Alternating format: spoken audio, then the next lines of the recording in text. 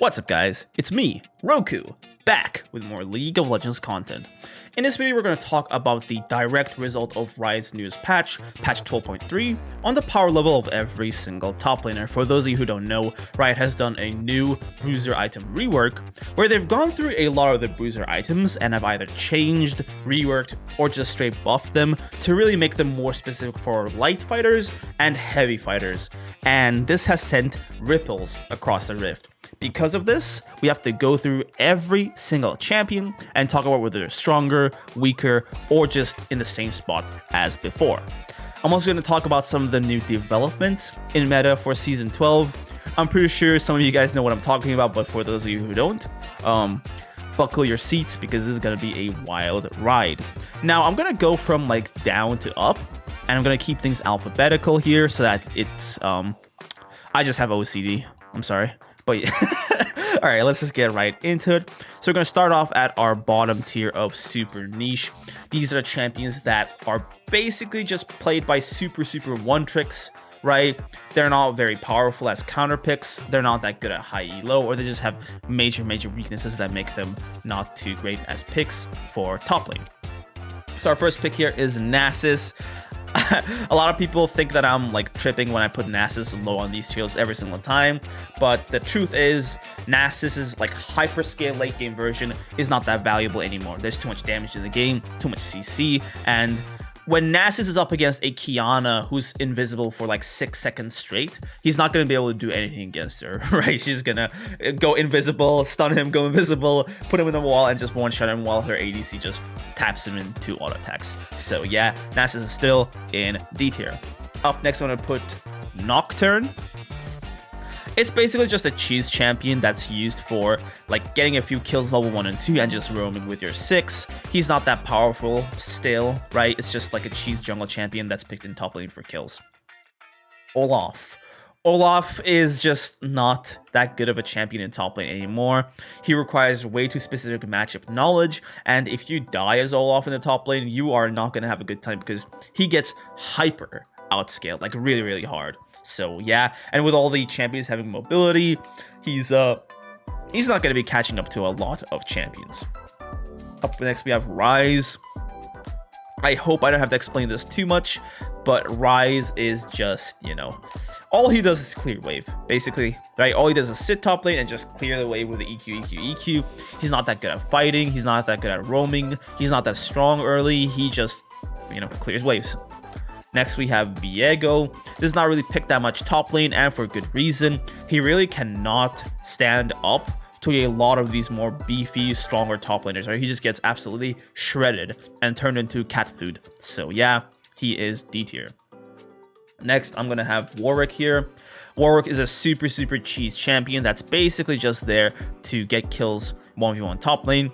His 1v1 is quite oppressive, but he's not that useful outside of lane. Like, oh no, offend Warwick, what are we gonna do? It's like, he can't really tank that much. He doesn't really do that much damage.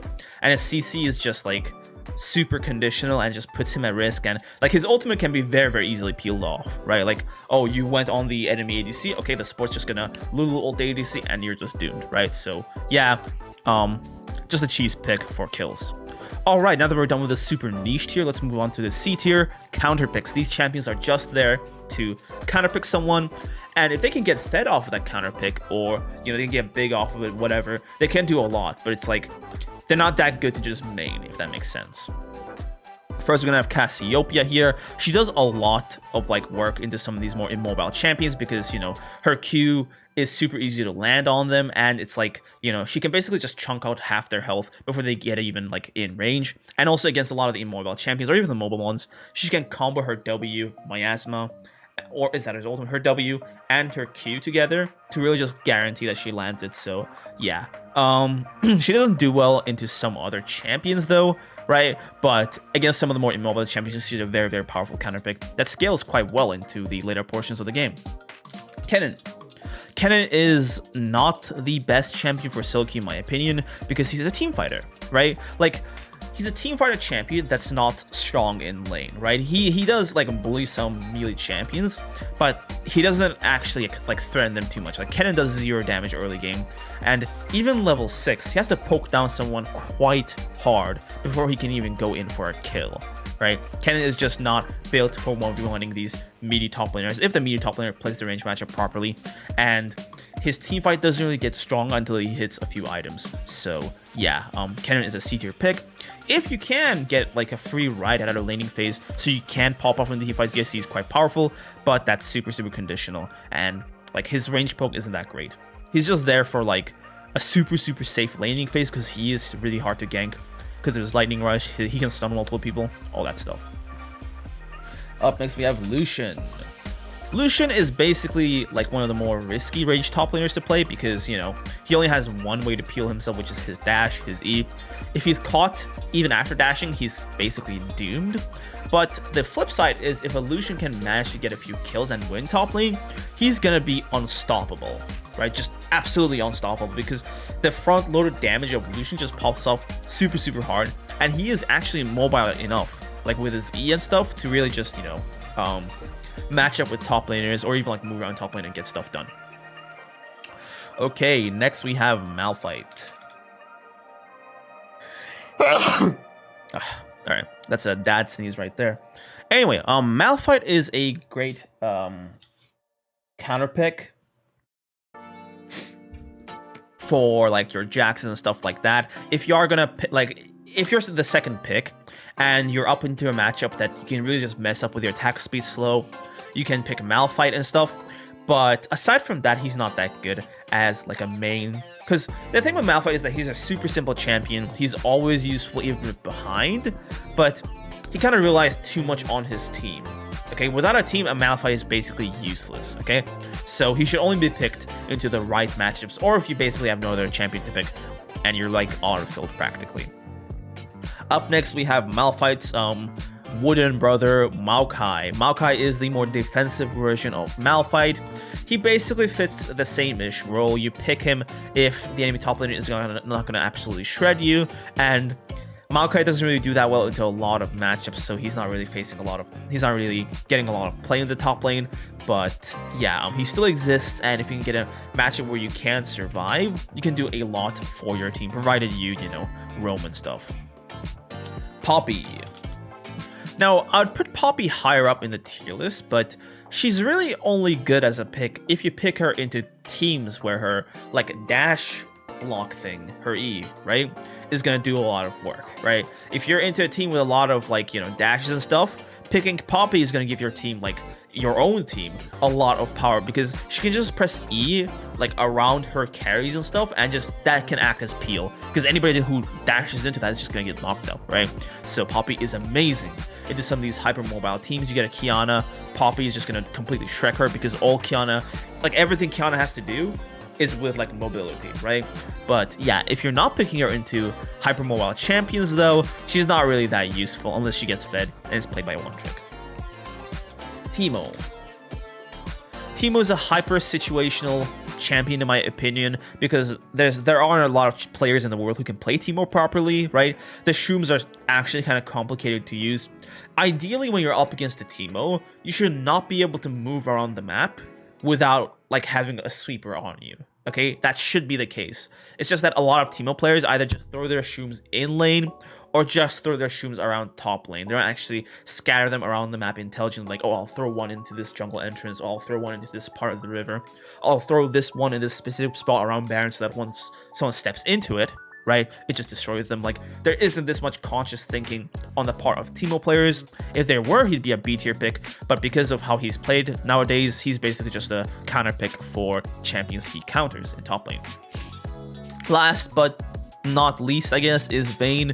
Vayne is one of the biggest counters for a few of these champions up there. She just is very oppressive in the top lane. She is a bit abusable in ganks, but she's still like super difficult to deal with. And if you really want to just stonewall the lane for some of these champions, she's a great pick. But aside from that, she's not really a great champion to main or whatever. She's just there to cheese lanes. Apologies. Anyway, now we're getting on to B tier, good / situational. This is like your balanced tier, right? Like your balanced champions who are like just your normal average champion. First off, Aatrox. Now you might be surprised because, you know, hey, Aatrox is always A tier in your tier list, and he did get a buff from some of the items. And while that is somewhat true, the buffs weren't that significant, right? Some of these champions here are either way more powerful, or they've just benefited a lot more from the items and they've left him in the dust. And also some of his worst matchups are getting way more powerful. So yeah, Aatrox has definitely suffered from the new item change. Akali, she doesn't really even... I'm not going to talk about the item changes for the champions that don't use them, by the way. But yeah, Akali, her role in the game hasn't really changed all that much because of the, you know, of the patches. She's still the same old. If it's a lane where you can basically bypass the first 5 levels of the lane and get to level 6, she can be one of the most powerful champions on the map. But, you know, she can't really do that much early game stuff on her own because she's weak. Up next, we have Dr.Mundo. If I can find him, there he is. Mundo goes me places. Well, definitely not A tier, buddy, because Mundo just exists to hold lane, right? He's one of the best top laners if you're gonna play weak side. Like your jungler is gonna play for your bot lane the whole game. You're gonna get no ganks from your team. The Mundo is perfect. But if that's not what's gonna be like the case, like he can't really make use of his lead all that much, right? He's super good when he's just, you know, spamming his hatchets and farming and just being immune to ganks, but not that much aside from that, right? So Mundo is good for holding the lane, basically. Up next, we have Gnar, actually. Gnar has a similar role in that he's very good at holding the lane. He does have range. He also has a lot of meat and sustain with his mega form. But the issue with Gnar is that he's a team fight based champion, right? He's amazing in team fights. He can provide insane peel. He can, like, you know, just get a ton of damage out in his mini form and just, you know, be really like kitey. He can also get sick engages and teamfight ults off, but the issue is he needs a team to play around. A solo Gnar can't really do that much. He's not the best in the side lane. He can't really match up to a lot of these champions once they've gotten their power items, so he's a B tier pick at best. Gragas. Can I type? Gragas. Gragas' role hasn't really changed all that much. He basically does the same things. He's a laning monster in that he has a lot of sustain. He trades very well into a lot of champions, and if you take Phase Rush with him, it's very difficult to get killed in lane. Like, I feel like if you have Phase Rush and Gragas, you really have to try to get killed. But yeah, Gragas, his role hasn't really changed all that much. Graves has been like on a bit of a downhill trajectory, but I think he's gonna just sit comfortably around B tier for a while. The thing with Graves is that he's not that good early on in lane, but if he can farm up until he gets his first 2-3 items, he can get a lot of work done, but not any sooner, right? Graves is just there for farming, essentially. His low range also makes him more susceptible to getting destroyed in lane, but the fact that he scales super hard once he gets his items makes it okay that he can get bullied. Heimerdinger. Heimer is still, like, he's a C/B tier champion. I feel like I've been playing against Heimers a bit more, at least like lately, and he's so oppressive to fight. So maybe I'm just biased, but Heimer is definitely better than these champions because Heimer can just bully a lot more people in the top lane, right? He's just a way bigger of a bully, right? If you play him intelligently with his 400 move speed and stuff, he can be super oppressive. But it's just that he takes a lot of one-tricky knowledge to play properly, so you just won't see him that often. He can also fit into Counterpicks, I guess. I'll put him down here because it's more intelligent. Yeah, it's right here. Actually, no, sorry. Okay, yeah. Up next after Graves, we have Illaoi. Illaoi hasn't really changed all that much because of the Bruiser items. She kind of enjoys some of the changes. She doesn't enjoy some of the other changes, but Illaoi is not going to be that much higher than B tier because she's a lower elo pick mostly. In the higher elo, the more mobile champions are more meta, which leads to fights just like... Illaoi's thing is locking down an area, right? That's her thing. But if a fight's like not happening in an area, then she's not going to be that useful. And that's most fights aside from like Baron Pit fights and stuff like that. Because think of like your dashy ADCs, your Kianas and stuff like that. Everybody's moving all over the place, catching up to each other. And Illaoi is just watching these, like, you know, Dragon Ball characters fight while she's just, you know, Yamcha on the floor, I guess, with her lack of mobility. So yeah, Illaoi is B tier. Not Irelia, Irelia is OP. Kayle. Her role hasn't really changed that much. She still can get abused a lot in the earlier part of the lane. But once she does hit, like, you know, her level 16, her level 11 power spikes, she gets her items. She can straight 1v9 the game on her own. Kled. Now, I have to talk about Kled's role a bit more in detail.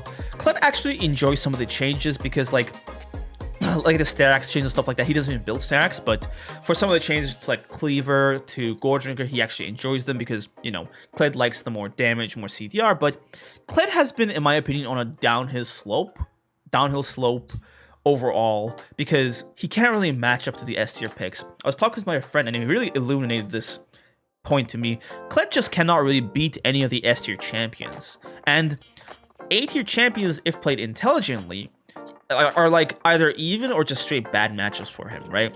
So Kled isn't that good of a pick in super higher ranks where everybody just understands how to play against him. But in lower ranks, where you can exploit mistakes, you can still get a ton of work done on this champion, right? Once fed, he can't take over the game, but he is just falling from A tier to B tier in my opinion, right? He does love the new changes quite a bit, not quite a bit, a little bit, right? There are tiny buffs to him, but just, you know, they're not big enough to pull him out of his current predicament, let's say. Mordekaiser, one of our boys in Mobile Juggernauts. He's still in B tier. Honestly, I'll put him in the lower end of B tier because some of the matchups he hates are so strong because of the changes, right? And these are matchups that he can't really do anything against. Mordekaiser is just not built for Season 12. He wasn't even built for Season 11, but, you know, we're just dragging along his dead corpse at this point with us. Rengar. Rengar is a B tier pick, super versatile, takes a ton of skill to play, can get a lot done, but it just takes too much skill. And against some champions, like some champions just straight counter him, right? Like he can't do anything against them. And some of these champions that do counter him are quite popular. So he doesn't really have the blank check to just destroy everyone. And he can get like, it takes a lot of knowledge to play him perfectly. So if you kind of mess something up, you can get destroyed basically. So there's that risk and reward type deal here. Rumble has a ton of tools to be a versatile pick. He's mostly recommended to play by me and a lot of people in higher ranks. If you're a low elo player, don't even bother with this guy. You probably don't have the knowledge to play him, and that's just what it requires to play him. A lot of game knowledge, a lot of knowledge of macro and stuff like that. Sett. Sett is in a similar position as Aatrox, honestly, right? Like, the changes are, like, some of them are okay for him, right? He's enjoying the extra damage of some of the items, but he really can't make use of, like, death stance and stuff like that too much because Sett loves to stack health, right? But, like, you know, death stance is stacking health and things like that. So Sett is not going to be making too much use of the more broken updated Bruiser items, and a lot of his worst matchups are going to be better off than him. So he's basically in the same boat as Aatrox. Up next, we have Singed. I'm going to put Singed into B tier because, like, his playstyle of just wasting time and existing is becoming more and more prominent. And because, like, the hyper roamy top lane playstyle is really powerful right now, he's just B tier here.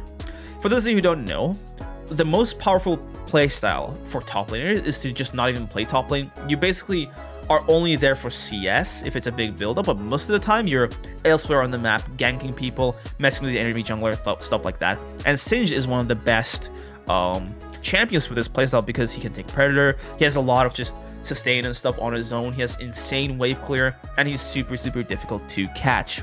His ground also makes him really good against some of the more dashy champions of today. Tahm.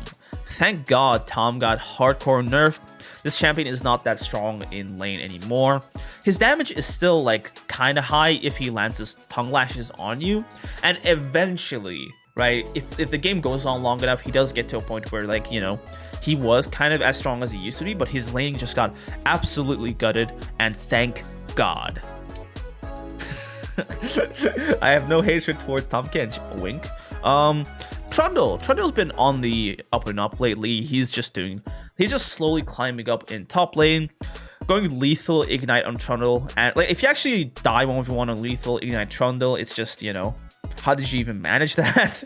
But yeah, jokes aside, Trundle has been being picked up a bit more, and if you're up against teams where you can actually do a lot of work with your pillar, then he's an amazing pick, right? Your pillar is such an insanely creative tool for it to absolutely destroy people. But, you know, if you're up against champions who cross walls like, you know, breakfast, then you really can't do that much with this champion, you know?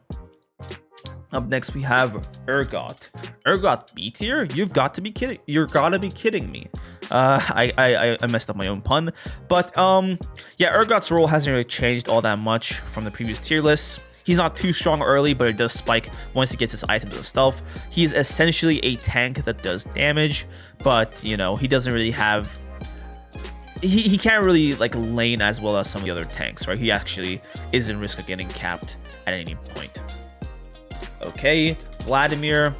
Vladimir is a super annoying champion in the top lane. He's just there to exist in lane and then get to his items. You can cheese play him with like Ghost and stuff with Phase Rush and try to go for some random kills here and there, but you know, he's not that strong earlier on to make him like, you know, a favorable pick. Volibear. Volibear is just suffering the same problems as some of our other immobile champions, right? Although he does have amazing matchups that he can just be played into where he pops off, he's just not that great in the meta overall. Everyone's just way too mobile for him. And yeah, if you can pick him into a matchup that he can just absolutely destroy, like a Sett or a Darius or something, then you can get a lot of work done and just be a monster. But like Volibear functions more as a juggernaut than a tank. You know, he really just is like risk and reward. So yeah, if you pick him into a lane where you can't get fed, you're not gonna have a great time. Yorick, his role hasn't really changed in the game all that much. I'd say he's a tiny bit weaker because a lot of the champions that do kind of, you know, Shrek him, if that makes sense, are very powerful right now. So he's on the lower end of B tier. Okay, we're done with B tier. Now we're at A tier. Mostly powerful. So these are your bread and butter champions, the champions you want to be playing most of the time, the, you know, your typical, you know, solo queue poster boys. And our, you know, our first guy in this tier is Darius. Now Darius, a lot of his more annoying matchups have gotten way more powerful, but Darius is actually one of the better abusers of Death Stance and some of the more buffed, you know, top Bruiser items. Strax is basically built to make sure that it's, you know, still usable on him, right? So he can make a ton of use of the Bruiser items, and if you can get out of lane with him, with a few kills even better, and get to your Death Stance power spike, you're gonna be an insane monster, because Death Stance also blocks magic damage now. So yeah, Darius is loving the new item changes. It's just that it's a bit harder for him to get out of lane because of, you know, Bork abuse and stuff like that. But once you do get out of lane, you can just get a lot more done with him. Up next, we have Garen. We gotta have the two boys together, Garen, Darius, you know, the meat boys of top lane. Garen, he hasn't really been impacted too much by the Bruiser item changes, but he's getting more and more play in higher ranks. So I'm just putting him higher up on the list from B tier. And also he's a poster boy of low elo top laners. So yeah, Garen is a pretty good champion to just pick up and learn top lane with, or even like, you know, playing high elo if you have insanely good matchup knowledge and if you know how to move around the map. Now, Garen's greatest strength is his mobility with his Q, and the best Garen players make use of vision, macro, and just moving around the map to really make the best out of his mobility. So yeah, Garen is quite a good, you know, high elo pick if you have the macro and the game knowledge to support it. Gwen is just super like crazy to fight in this game, in my opinion. Gwen's level 1 is really strong, and her level 2 to 5 is kind of weak, but the overpowered part of Gwen is her level 6 all-in. Gwen has possibly one of the most powerful level 6 all-ins in the game. I'm talking your Akalis, your Wukongs, like, she is among them, and in some cases even better than them, because, like, her ultimate gives her so much damage and so much healing that she'll just like grind someone out and heal herself back up while doing it, okay? Her level 6 power spike leads to her getting kills against people that have even killed her. Like, she can just destroy someone from like, you know, like a level down, you know, with Ignite. So yeah, there are many champions who can just straight beat Gwen in a level 6 all-in if she has Ignite. She's just super powerful, and the Other part with Gwen is that once she does get fed, she's just a monster in teamfights because of her W. Her W makes it so that the ADC has to get in melee range to kill her. And once they do, she can just one-shot them, right? So she's just an obstacle. Her W has to be waited out. And if it's not, she just goes to down and chops people up. Next, we got Gangplank. Gangplank is a solid solo champion. I'd say he's more of a high elo pick, right? Because the value of holding top and scaling is more valuable in high elo than low elo, but he's great at doing that. If a Gangplank player can really kite and space properly, he really can just exist in lane and farm up with his, his parley gold, his Q and more gold, the first strike, and just farm up and get his items without even getting any kills. He also gets a ton of gold using his ultimate by just getting assist gold, so there's that to consider as well. Gangplank is the ultimate money-making champion, and as long as the Gangplank player has, a brain, he should be a very, very solid pick to really just hold top lane and get a super nice scaling carry that just, absolutely obliterates the enemy team. Absolutely. Jesus. Ornn. Ornn is, I think, the strongest tank in the meta right now. His trading is insane.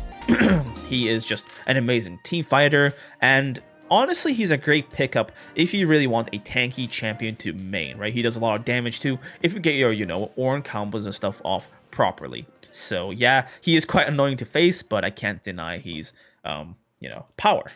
Pantheon. Pantheon is actually an amazing pick in my opinion. Very underestimated skill cap, very specific champion. You have to do specific things with your abilities in the order you do them in to really get the best use out of them. Sometimes you gotta tap your E and stuff like that. And this might have something to do with the collab I did with Spearshot, but also the Ornn thing. But yeah, I'm just getting a lot more appreciation for Pantheon as a champion. And I think that if you really want, you can pick him up and do a lot of work in solo queue. It's just that the S tier champions are just so much more powerful than all these other champions. So like all these other champions, he does pale in comparison to these boys and girls. Next we got Quinn. They didn't really do a lot of buffs in 12.3, but the only champion that did buff was Quinn. They actually buffed her up quite a bit, and she's actually reaching crazy numbers right now. Her win rate's crazy, and although she'll never hit a good pick rate ever, she's always gonna hover around below 1%. She's a very, very powerful pick in solo queue right now. So yeah, she's enjoyed the buffs to her in this latest patch. Renekton. Renekton is climbing back into the meta because he can just rush Bork again. Renekton is just historically one of the best abusers of Bork, because if he gets an empowered W on you, that's 3 procs of Bork in a second. And that's 36% of your health with just 1 W, right? So thanks to Bork Rush being available again, Renekton is now crazy in lane. A very big threat to a lot of champions. Now, he does take skill to play, and he does get destroyed by some specific picks, but he's still very powerful and a great champion once again. Sion. Sion is one of the best split pushers in the game because of how much time he can waste, and unlike a lot of the other split pushers like your Trinity Spheres and stuff, he doesn't have to wait until he scales up to split push. He can just do it the entire game. He just Singed is a vacuum for pressure on the map, and there's a lot of players in the high low boss who really make use of this pressure playstyle to really just waste the enemy's team's time and get a lot of objectives for his own team. Wukong, he's got a lot of great matchups. He's very consistent. He's not that difficult to play. He has one of the best level 6 power spikes in the game because his ultimate is just CC and damage at the same time. There's not really much to be said here. He's not really impacted that much by the Bruiser changes. I think he enjoys the cleaver changes and stuff like that though. But yeah, not really that big of a difference for him. Now we're at S tier, God tier. This is a tier of champions that are just extremely overpowered, extremely unfair, and all the other champions down here are weak compared to them, right? This is just how much power there is between these guys and all of these guys. First off, Akshan. He's not really been impacted by the patch that much because Akshan exists outside of the top lane builds and systems. He just doesn't care. He is just overpowered, and Riot's not going to nerf him. So he's still S tier. Fiora. Fiora is actually loving the changes in my opinion. She's getting more damage, which is what she wants, right? Fiora doesn't really you know, go things for the HP or whatever. She goes them for the AD, and her things scale with AD, so she's loving them. Her items got a little buffs with the AD, so yeah, Fiora's definitely doing better than she used to. And now there's an option for the Fiora to go Bork first to really hardcore just force the lane open, right? So yeah, while the Fioras have been fighting in solo queue, just rush Bork first to really make her like really, really powerful in lane. So that's a very strong tactic right now. And Fiora is still S tier. You know, she's even more powerful basically. Not that much though. Like if she was S tier here, she's now a bit higher basically, right?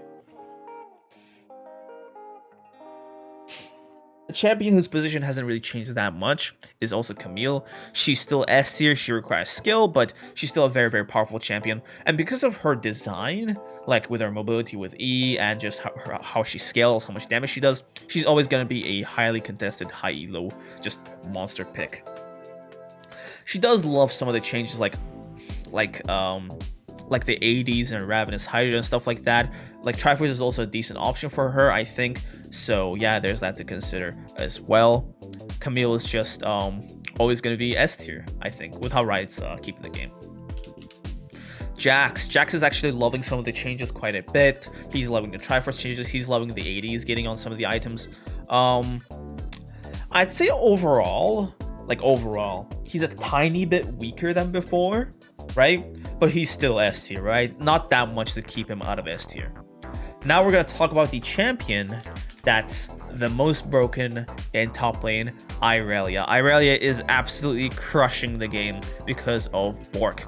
They've increased the percent damage of Bork from 10 to 12, and just the 100 gold price increase is like far from enough to justify that power increase.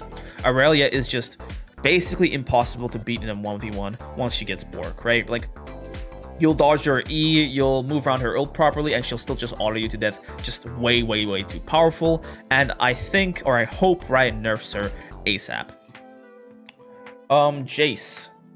Jace is still overpowered in the top lane, one of the best picks, especially in higher ranks. Very versatile, lots of pressure from early game, and because of how Manimune works, he scales incredibly well later on into the game.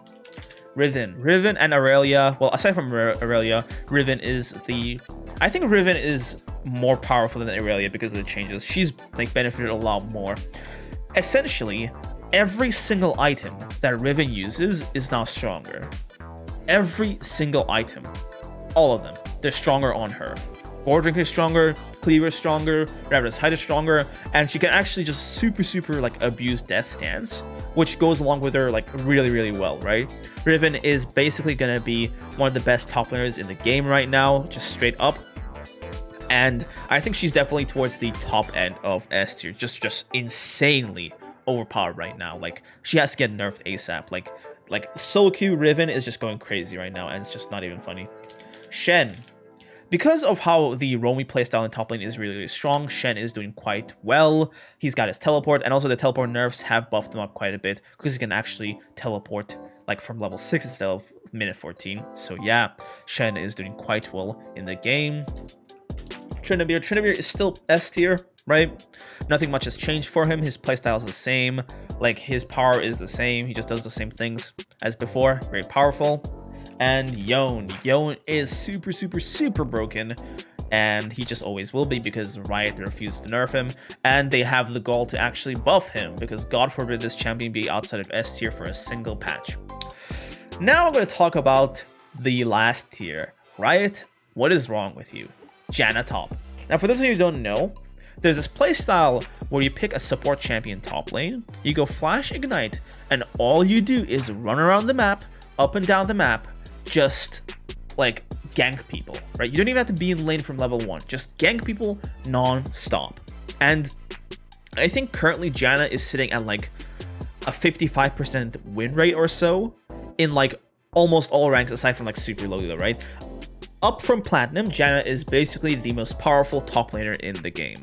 And this is just a travesty, right? How? But I think it's a testament to how like weak top lane is. Like, the fact that you can give up all the resources in the game and still like just gap someone by being like a animal who just runs up and down the game or up and down the map is just a testament to how, you know, kind of bad top lane is. And this power of Janna Smite top is exacerbated by the objective bounty system. For those of you who don't know, objective bounty considers the gold of the entire team in total. Okay, so the entire team. So if the team that you're facing against has 2 supports, then they will almost always have less gold overall, right? One person's farming here and one person isn't.